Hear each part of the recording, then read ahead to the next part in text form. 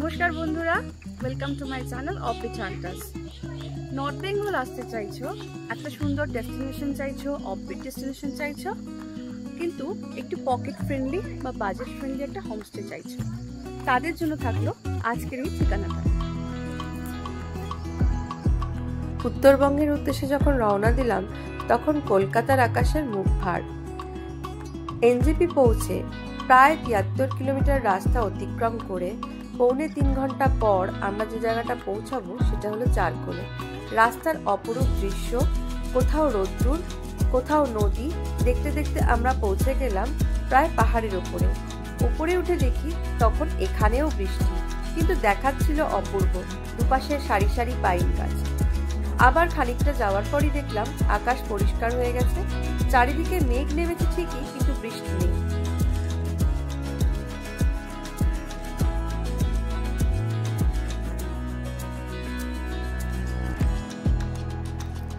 অবশেষে পৌঁছে গেছি আমরা চারকোলে।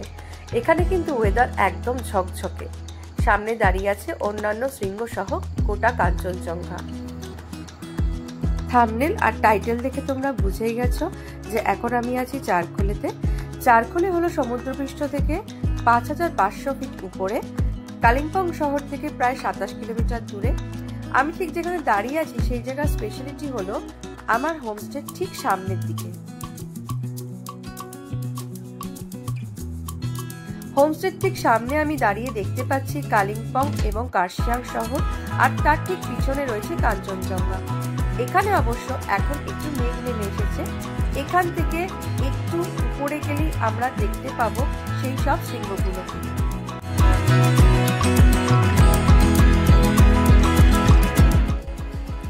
হোমস্টে থেকে একটু এগিয়ে এসেই দেখতে পেলাম এরকম অসাধারণ দৃশ্য। ওপরে দেখা যাচ্ছে শ্বেত শুভ্র কাঞ্চনজঙ্ঘা, আর নিচে পুরো কালিম্পং শহরটা।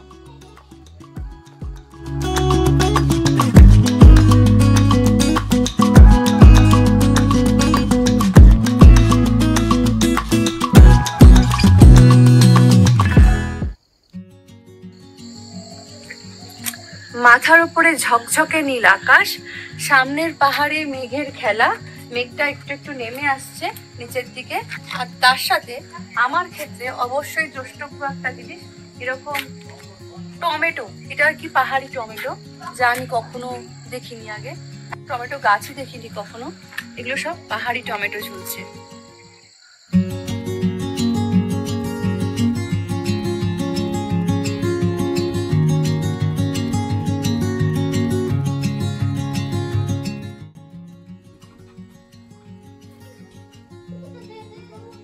আমরা সমতলের মানুষরা যতই গাছের পরিচর্যা করি না কেন, এত সুন্দর ফুলের রং বোধহয় শুধু পাহাড়েই দেখা যায়।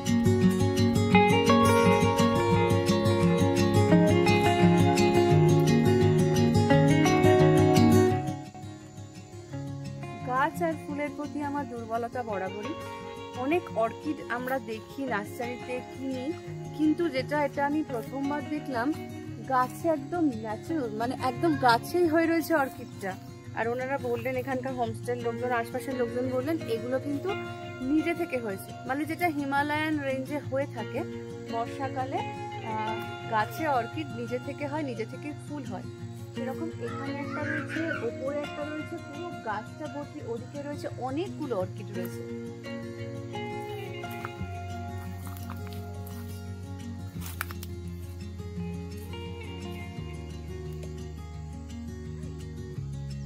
কেমন লাগছে আমায় বলো তো, জানিও কিন্তু। অ্যাকচুয়ালি গাছ থেকে ফুল তোলা ঠিক নয়, কিন্তু এটা দেখে একটু লোভ সামলাতে পারলাম না।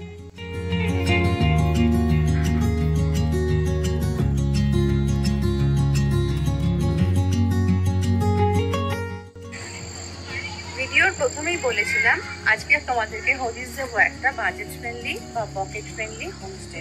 তো চলে এসেছি সেই হোমস্টের সামনে। স্নো হোয়াইট হলিডে ইন হলো এরকম একটা হোমস্টে। তো প্রথমেই দেখাই, হোমস্টেতে আছে 3টে কটেজ, ওপরে একটা, মাঝে একটা, আর আমি সামনে যাচ্ছি ওখানে আছে আরেকটা।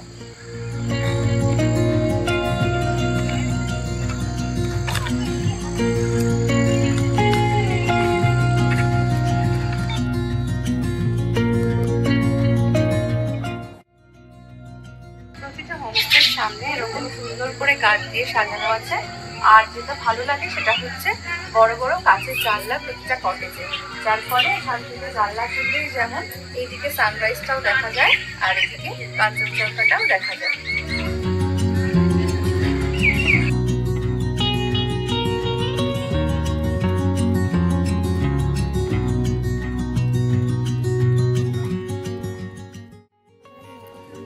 आपका नाम क्या है?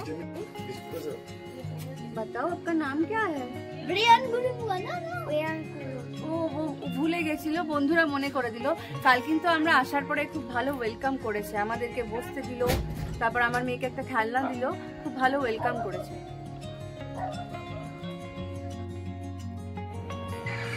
এবার দেখিয়ে দিই এই হোমস্টের একটা রুম।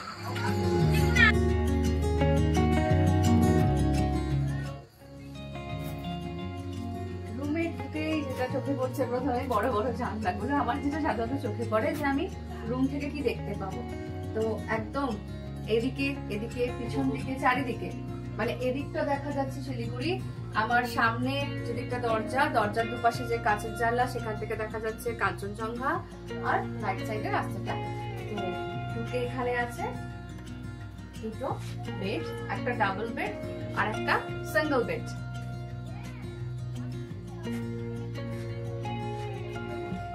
এখন কিছুটা একটু অগোছালো হয়ে আছে, যেহেতু এখানে আমরা রাত্রে ইউজ করেছি। দরজা দিয়ে ঢুকে ডান দিকের প্যাসেজে গিয়ে ওয়াশরুমটা। তিনটি কটেজেরই সেম অ্যাকোমোডেশন, আর তিনটি কটেজেরই ট্যারিফ হলো 1200 টাকা, অর্থাৎ 1200 পার ডে পার হেড।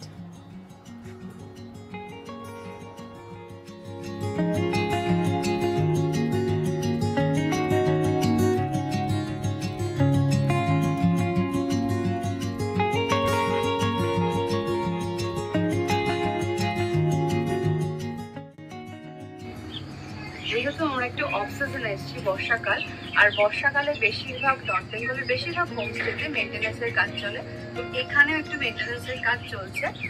পুজোর পর থেকে সিজনটা শুরু হয়, পুজোর সময় থেকে, ততদিনে এগুলো সব আরো ভালো ঠিকঠাক হয়ে যাবে আর কি।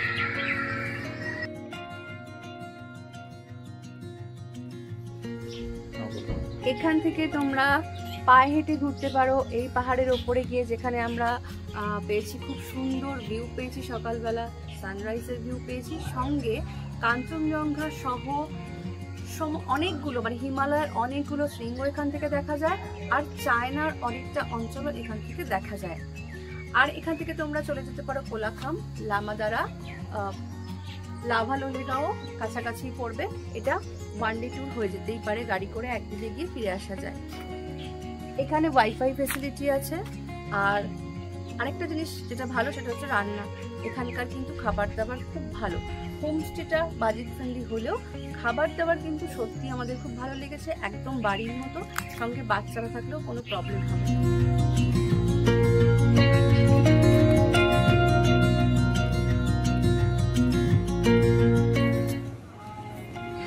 আমার ঠিক পিছনে ওইখানে রয়েছে এই হোমস্টের ডাইনিং হলটা, এখান থেকে সিঁড়ি দিয়ে নেমে যাওয়া যায়। আর আরেকটা জিনিস হচ্ছে যে যখন আমরা আসি বা এখানে আসা হয়, এইখানেই ঠিক গাড়িটা থামে, মানে এনজেপি থেকে বা শিলিগুড়ি থেকে যখন আসা হয় তখন, বা যেখান থেকে আমরা আসি এইখানেই গাড়িটা থামে, ঠিক রাস্তার পাশে হচ্ছে হোমস্টে। এনজেপি থেকে বা শিলিগুড়ি থেকে এলে ছোট গাড়ির ক্ষেত্রে 3000 টাকা আর বড় গাড়ির ক্ষেত্রে 4000 টাকা ভাড়া পড়ে। তাছাড়া শেয়ার কারও আসে, আর এই ভাড়াটা ডিপেন্ড করে সিজনের ওপরে, এটা অল্প আধটু কম বেশি হতে পারে। তোমাদের মধ্যে অনেকেরই কোয়ারিজ ছিল, অনেকেই জানতে চেয়েছিলে যে নর্থ বেঙ্গলে আসার একটা ভালো ডেস্টিনেশন এবং সেখানে একটা পকেট ফ্রেন্ডলি হোমস্টের কথা। তো আজকে আমি সেটাই দেওয়ার চেষ্টা করলাম। কেমন লাগলো তোমরা অবশ্যই জানিও, আর অবশ্যই অনেক অনেক শেয়ার করো, যাতে এগুলো অনেকে দেখতে পারে, জানতে পারে এগুলো সম্বন্ধে।